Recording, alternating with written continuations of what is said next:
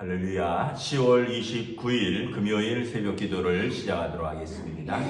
사도신경으로 우리의 신앙을 고백하시겠습니다. 나는 전능하신 아버지 하나님 천지의 창조주를 믿습니다. 나는 그의 유일하신 아들 우리 주 예수 그리스도를 믿습니다. 그는 성령으로 잉태되어 동정녀 마리아에게서 나시고 본디오 빌라도에게 고난을 받아 십자가에 못 박혀 죽으시고 장사된 지 사흘 만에 죽은 자 가운데서 다시 살아나셨으며 하늘에 오르시어 전능하신 아버지 하나님 우편에 앉아 계시다가 거기로부터 살아있는 자와 죽은 자를 심판하러 오십니다.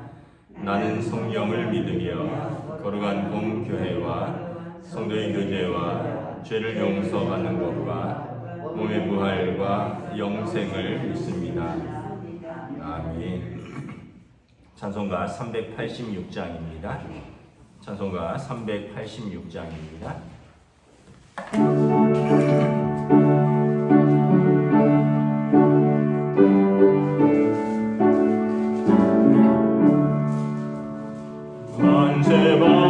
만세만석 열린 곳에 내가 숨어 있으니 원수만이 손 못 대고 얼렁뚱 없도다. 만세만석 열린 곳에 내가 편히 쉬리니 나의 반석 그 예수 나를 숨겨주소서. 죄에 매여 죽을 인생 편히 쉬기 바라니 주의 가슴 넓은 품에 내가 찬양하니네. 만세만석 열린 곳에 내가 편히 쉬리니 나의 반석 그 예수 나를 숨겨주소서. 이 땅 위에 평안 없고 기쁜 일을 몰라도 주 예수의 참 사랑을 내가 이제 알았네. 만세 반석 열린 곳에 내가 편히 쉬리니 나의 반석 그 예수 나를 숨겨주소서. 험한 틈 지나도록 숨틈으로 도무사 평화로운 피난처에 길이 살게 하소서. 만세 반석 열린 곳에 내가 편히 쉬리니 나의 반석 그 예수 나를 숨겨주소서.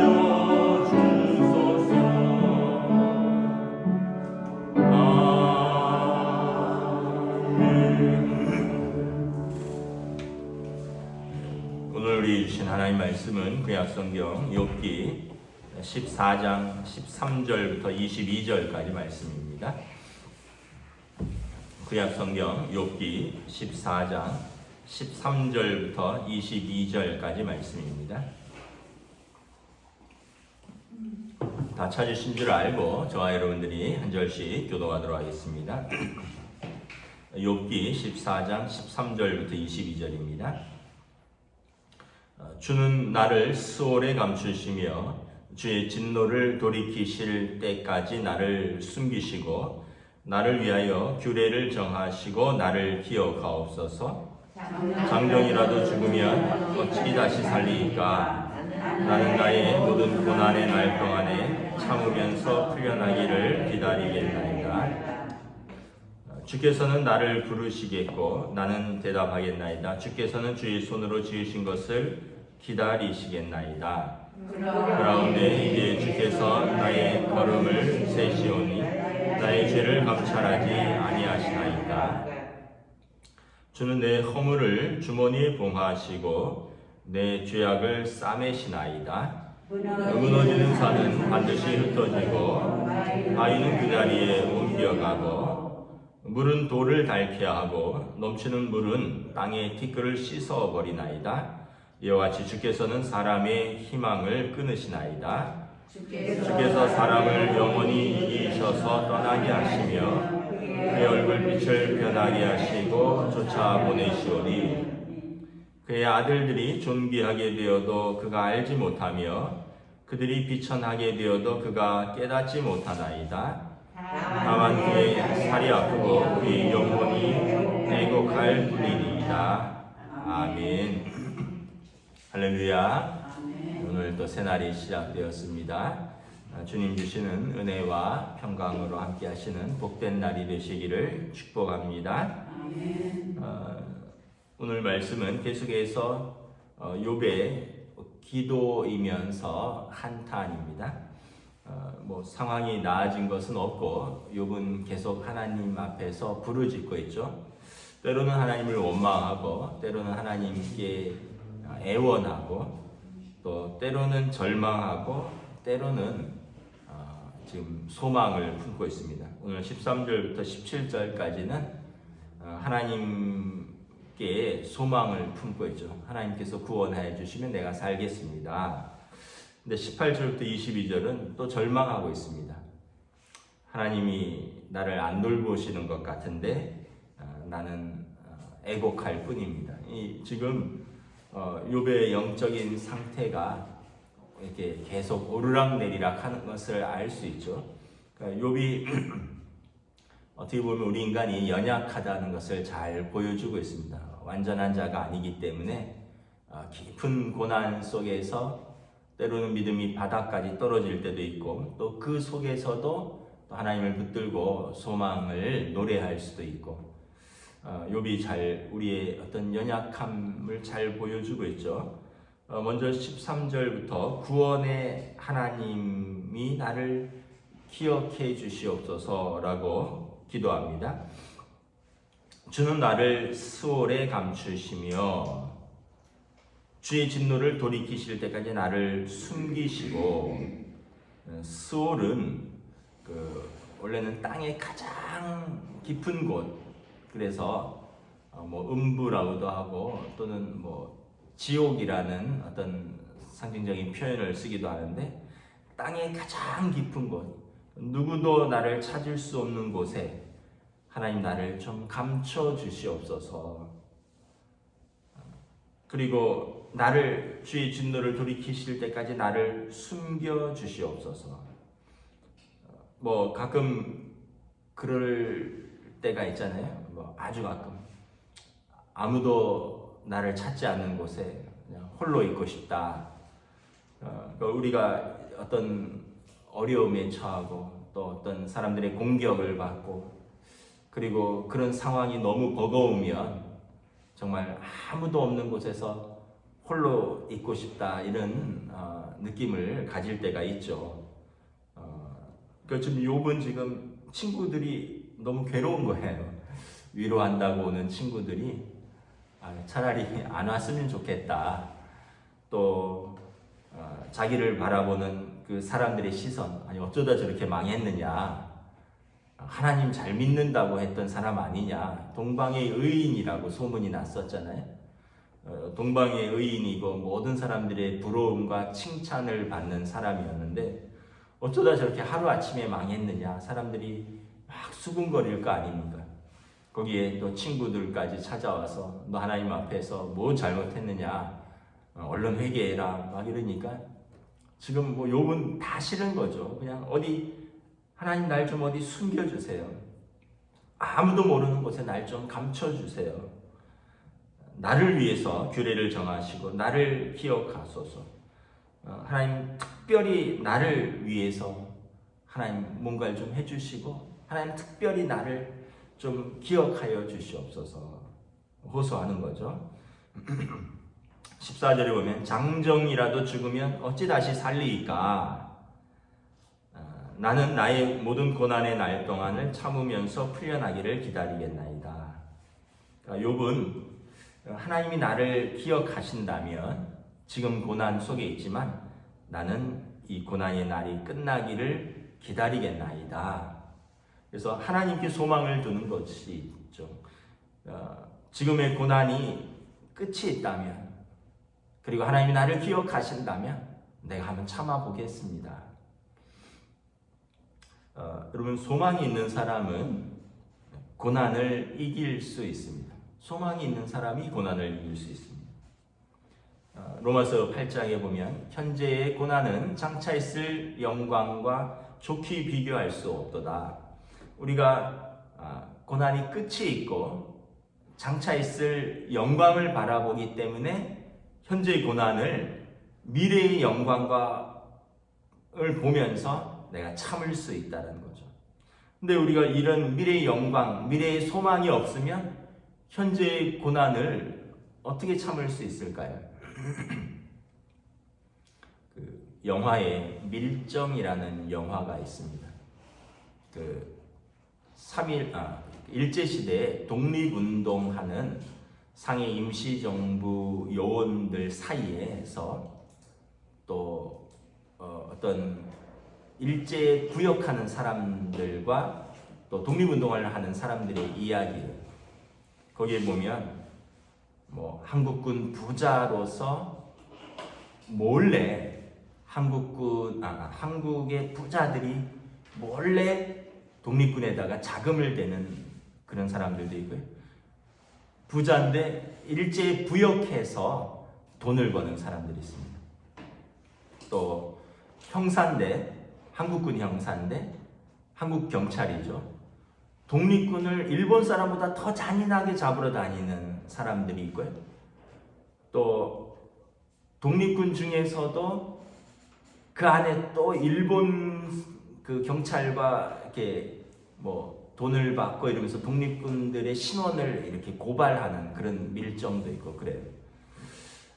나중 그 주인공이 밀정의 주인공 중에 한 사람이 이정재인데 이 사람이 이제 일본 경찰의 앞잡이죠. 하여튼 제가 지금 정확하게 기억 안 나는데 이정재가 하여튼 그 재판을 받습니다. 왜 일본에 부역했느냐 한국 사람으로서 그랬더니 뭐라 그러냐 했더니 독립이 안 될 줄 알았다. 독립이 안 될 줄 알았다.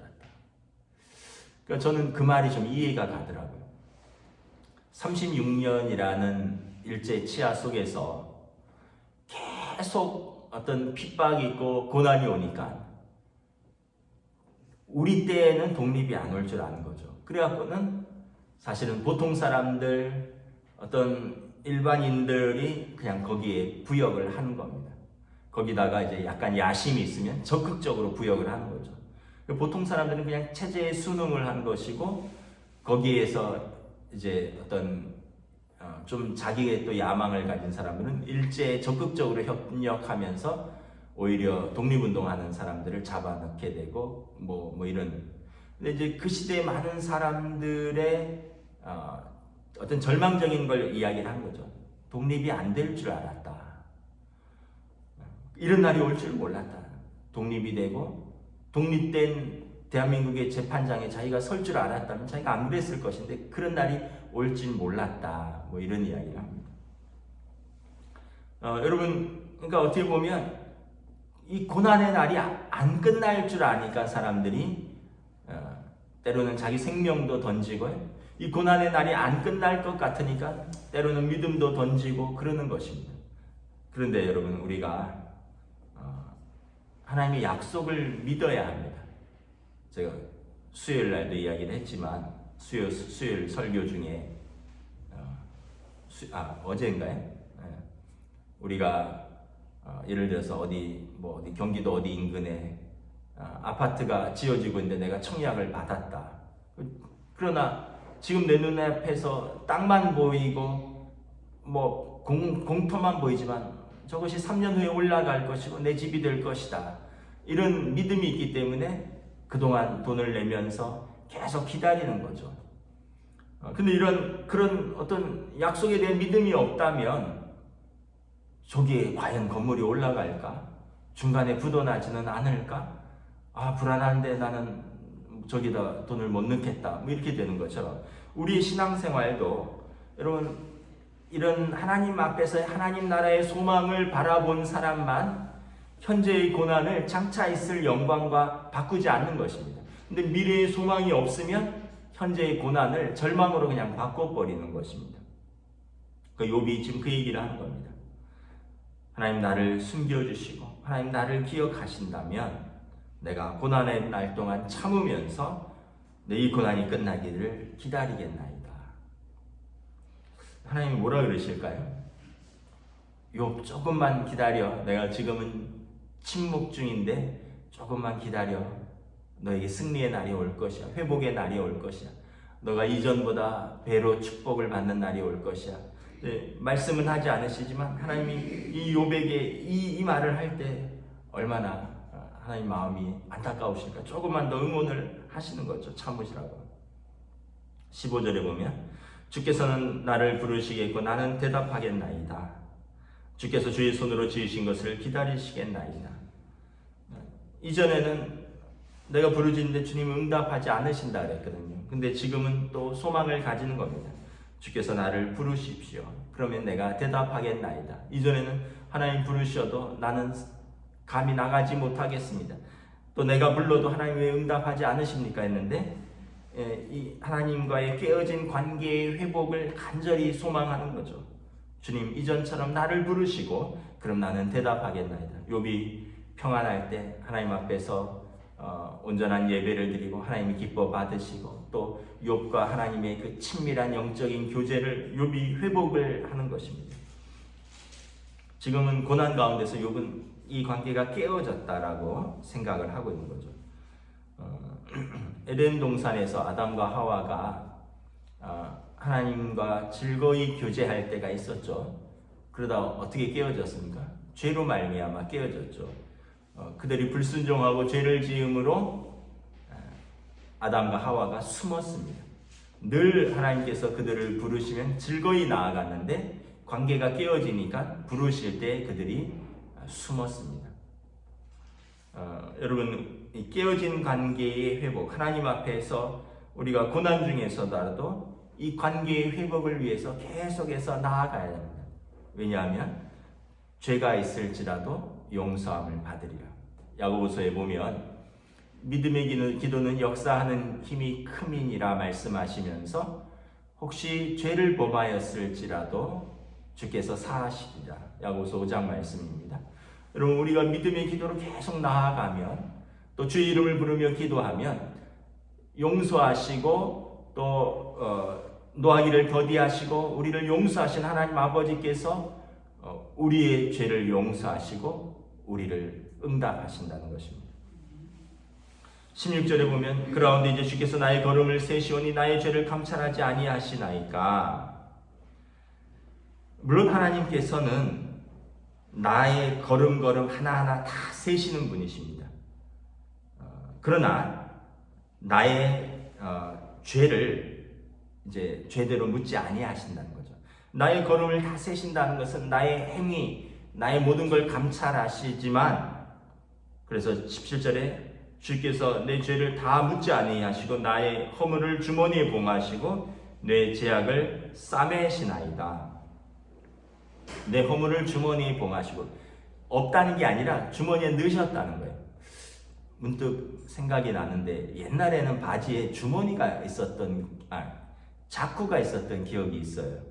그래서 바지에 동전 넣고 이렇게 자쿠로 채웠던 그런, 요즘은 바지에 자쿠가 이렇게 호주머 이렇게 잠바나 이런 데는 몰라도 이렇게 바지에 자쿠는 없는데 옛날 옷에는 있었죠, 그죠? 제 기억에 있어요. 그런 것처럼 여러분 그 완전히 주의 주머니에 내 허물을 넣고 감춰달라는 거예요. 봉해달라는 거예요. 내 죄악을 싸매어 달라는 겁니다. 이렇게 죄악이 드러나 있는데, 죄가 없다는 게 아니라 죄악이 드러나 있는데 이거를 이제 이렇게 싸매어서 보이지 않게 감춰달라는 거죠. 하나님께서 우리의 죄악을 봉하시고 감추어 주셨죠.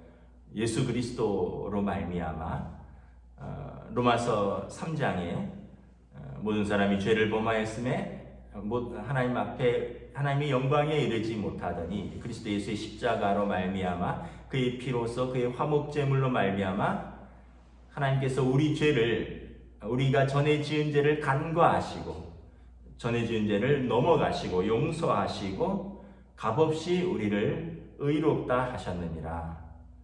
또 구약에서 보면 우리 죄를 동이 서에서 먼 것 같이 우리 죄를 깊은 바다에 던지셨나이다. 깊은 바다에 우리 죄를 던져버렸고, 그래서 우리로부터 동이 서에서 정반대인 것처럼 예수 믿는 자를 그리스도로 예수로 말미암아 의롭다 하셔서 죄인인 우리를 의롭다 하셨다는 거죠. 죄인과 의인은 동과 서잖아요. 하나님께서 그리스도 예수로 말미암아 우리를 그렇게 부르신 것입니다. 이게 이제 칭의죠. 죄인을 의롭다 칭하신다라는 것입니다. 지금 욥이 지금 그 은혜를 구하는 것입니다. 그러고 보면 여러분, 우리는 이 은혜를 이미 얻은 사람들입니다. 이 은혜를 이미 얻은 사람들이니까 참 하나님 앞에서 얼마나 감사할 것이 많은 사람입니다. 근데 지금 뭐 욥의 입장에서는 이렇게 기도하고 이렇게 소망하고 있는데 현실은 너무 괴롭죠. 그러면서 이제 다시 또 이렇게 심판의 하나님 앞에서 또 절망하는 욥의 모습을 18절부터 볼 수가 있습니다. 무너지는 산은 반드시 흩어지고, 산이 이렇게 무너지면 흩어지잖아요. 무너지는 산에 있던 바위는 그 자리에서 머물 수 없는 것처럼 내 삶이 무너지고 내가 든든히 서 있었다고 하는 것들이 옮겨지고 있다는 거죠. 물이 돌을 닳게 하고 넘치는 물은 땅의 티끌을 씻어버리나이다. 많은 물이 흐르면서 돌을 닳게 하죠. 그 거제동 가면 몽돌 해수욕장이 있습니다. 몽돌. 그래서 저게 처음에 한번 가보고 왜 몽돌인가 했더니 돌이 백사장이 아니라 백사장이 돌로 돼 있어요.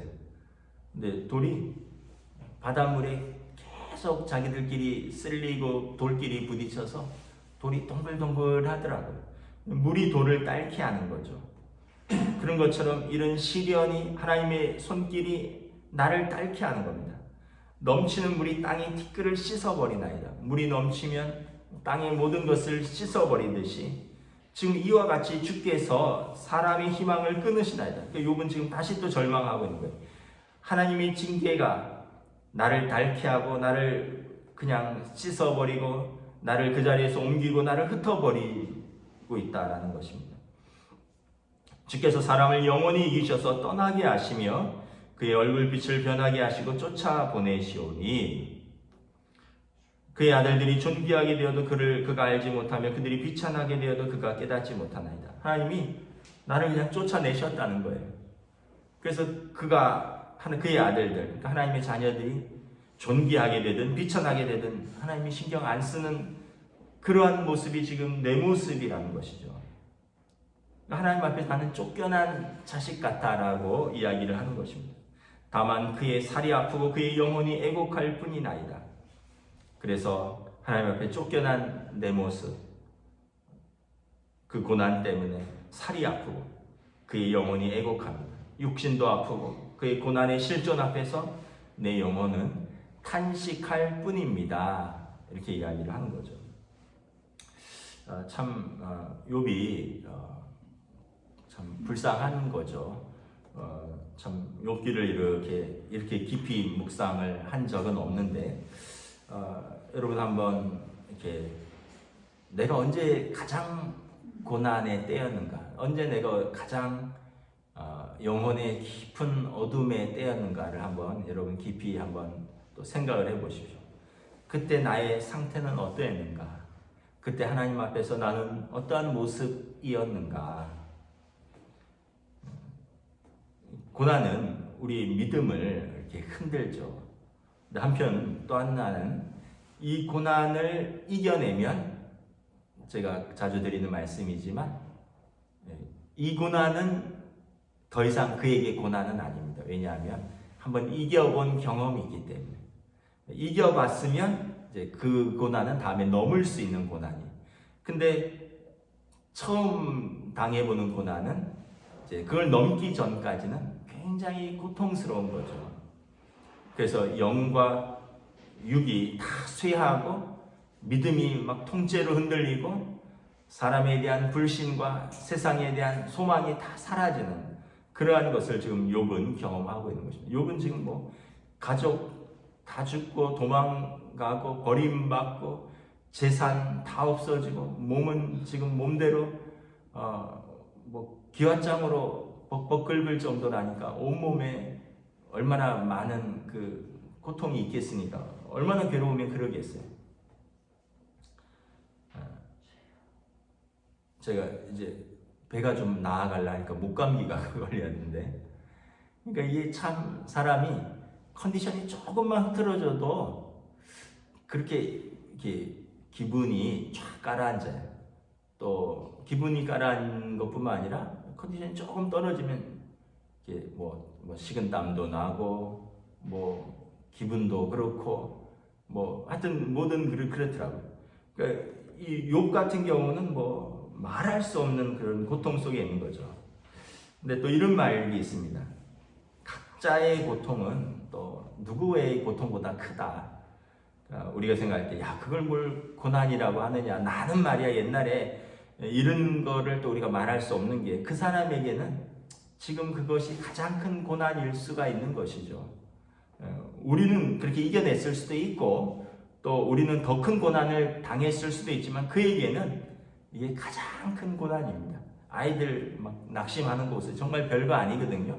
시험 못 봤다고 막 죽을라 그러고, 뭐 친구랑 싸웠다고 뭐 또 막 죽을상하고, 그 부모는 야 그거 별거 아니야.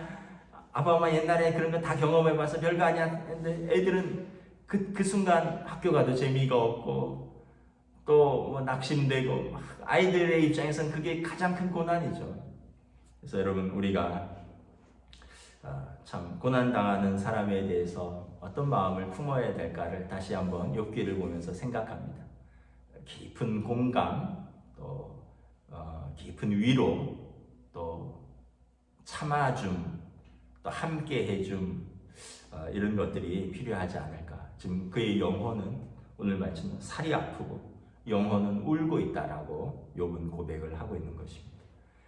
저와 여러분들이 하나님 앞에 이런 고난이 없기를 위해서 기도하고, 또 주변에 이런 고난이 있는 분들이 있다면, 뭐 이런 고난은 아니겠지만 우리가 조금이라도 위로가 될 수 있는 또 귀한 우리 동역자들이 되시기를 주님의 이름으로 축복합니다. 아멘. 기도하겠습니다. 하나님 은혜를 감사합니다. 참 욥의 기도가 때로는 하나님께 소망을 두지만 그러다가도 다시 하나님 앞에서 무너지는 모습. 하나님, 나를 기억하시면 내가 이 고난의 날 동안 참으면서 기다리겠나이다 하던 욥이 나의 살이 아프고 나의 영혼이 애곡하나이다 하나님 앞에 울고 있는 욥을 보면서 우리 하나님 아버지는 얼마나 마음이 아프실까 다시 한번 생각합니다. 그러나 시편 기자가 또 히브리서 기자의 말씀처럼 하나님은 우리를 버리지도 아니하시며 떠나지도 아니하시니 내가 무엇을 두려워할까? 사람이 내게 어찌하랴? 우리가 이 약속의 말씀을 믿고 하나님 아버지는 나의 편이시며 우리 죄가 있지만 동이 서에서 먼 것 같이 우리 죄를 깊은 바다에 던지셨으며 예수 그리스도로 말미암아 우리 죄를 봉하셨다. 주님 분명히 말씀하셨사오니 하나님 앞에서 장차 있을 영광을 바라보며 현재의 고난을 또 믿음으로 이겨내며 또 주님의 은혜를 기다리는 주의 백성들로 인도하여 주시옵소서. 감사를 드리오며 우리 주 예수 그리스도 이름으로 기도드리옵나이다. 아멘. 하늘에 계신 우리 아버지 이름을 거룩하게 하시며 아버지의 나라가 오게 하시며 아버지의 뜻이 하늘에서와 같이 땅에서도 이루어지게 하소서.